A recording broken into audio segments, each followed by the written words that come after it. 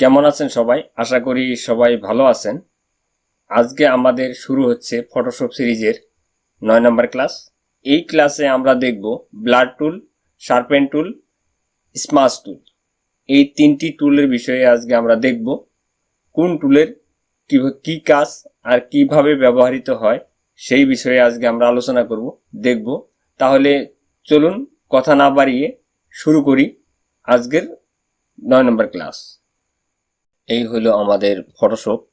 আজকে আমরা দেখব ব্লার টুল, শার্পেন টুল, স্মাশ টুল। এই তিনটা টুলের বিষয়ে আজকে আমরা দেখব। প্রথমত ব্লার টুলটি দেখি কিভাবে কাজ করে। আমি একটি ইমেজ নিতেছি। এটা মূলত আমারই একটি ইমেজ। এই ইমেজটিতে ব্লার টুলটি কিভাবে কাজ করে সেই বিষয়টি আজকে দেখাবো।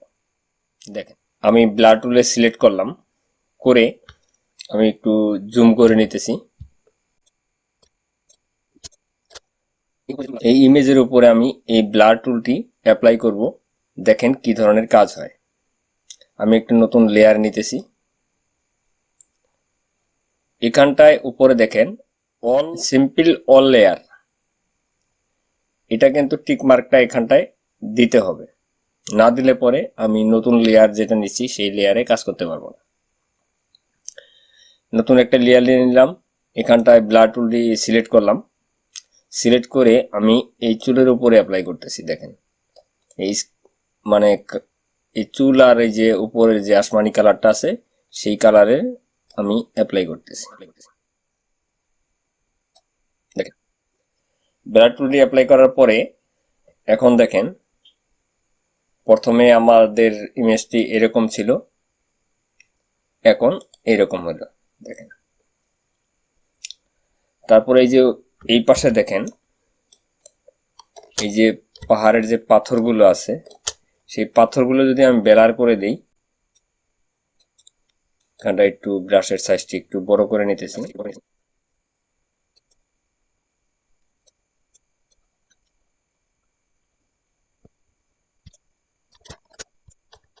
এখন দেখেন আমার এই পাথরটা ব্লার হয়ে গেছে। প্রথমত আমাদের যে মেন ইমেজটা আছে সেটা এরকম ছিল, দেখেন। আর আমি ব্লার টুলটি অ্যাপ্লাই করলাম তখন আমাদের ইমেজটা এরকম। মানে ছবির পিছনে যেটা হয় সেটা ব্লার করে দেওয়া যে কাজটি, সেই কাজটি এই ব্লার টুল দ্বারা সম্ভব। তারপরে আমরা দেখি শার্পেন টুল। আমি এই লেয়ারটি ডিলিট করে দিচ্ছি, দিয়ে আমি নতুন আরেকটি লেয়ার নিয়ে নিই। নিয়ে এখন আমি শার্পেন টুলটি অ্যাপ্লাই করব। শার্পেন টুলটি হলো মূলত যে কোনো কিছুকে মানে উজ্জ্বল করে দেখাবে।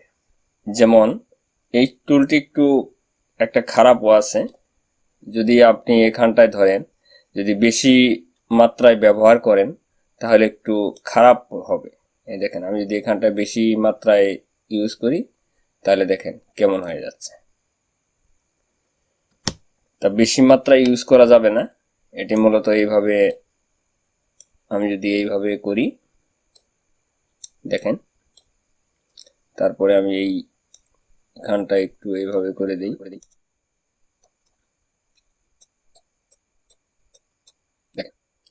আমি শার্পেন টুলটি অ্যাপ্লাই করলাম, করার পরে দেখেন কতটুকু ডিফারেন্স হয়েছে। প্রথমে আমাদের ইমেজটি এরকম ছিল, দেখেন এখন আমাদের ইমেজটি এরকম। নিশ্চয় কিছু তফাৎ আপনারা দেখতে পারতেছেন। দেখেন এটি হলো শার্পেন টুলের কাজ। এই লেয়ারটি আমি এখন ডিলিট করে দিই। ডিলিট করে দিয়ে আমি এখন দেখাবো আপনাদের স্মাশ টুল। স্মাশ টুলটি আমি একটি নতুন পাতা নিয়ে আপনাদের দেখাচ্ছি। এখানটায় ধরেন আমি রেক্টেঙ্গেল নিয়ে এটাকে আমি একটু কালার করে দিই। অল ব্যাক স্পেস দিয়ে একটি কালার করে দিলাম। তারপরে এইখানটায় আমি আরো একটি নিয়ে আর একটা কালার ফিল করে দিই। অল ব্যাক স্পেস, এই যে দুটি কালার আপনারা দেখতে পারতেছেন, দুইটি কালার ভিন্ন কালার, আলাদা আলাদা কালার। এই স্মাশ টুলের যে কালার এই কাজটি আছে সেই কাজটি আমি একটু ব্রাশটি বড় করে নেই অল্প। হ্যাঁ, চলবে। এখানটায় 33 আছে, এখানটায় 50% করে দিই, 50% করে দিলাম। এখানটায় ব্রাশের সাইজ, আপনারা ব্রাশই অনেক ধরনের ব্যবহার করতে পারেন। এখানটায় অ্যাভেলেবেল ব্রাশ আছে, ব্রাশ সম্পর্কে আমি পরে আরো দেখাবো।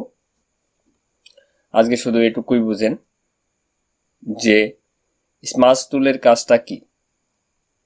আমি স্মাশ টুলটি সিলেক্ট করলাম, সিলেক্ট করে দেখেন দুটি, মানে মূলত এই টুলের কাজ এটা হলো দুটি কালার বা যে কোনো কালারকে একত্রিত করে এক জায়গায় মিশাই দিবে, সেই ধরনের কাজটি এই স্মাশ টুল দ্বারা করা হয়। এখন দেখেন আমি যদি এভাবে আঁকাবাঁকা করি, দেখেন এই সবুজ কালার আর ব্লু কালারটি আমার মিশা হচ্ছে। দেখেন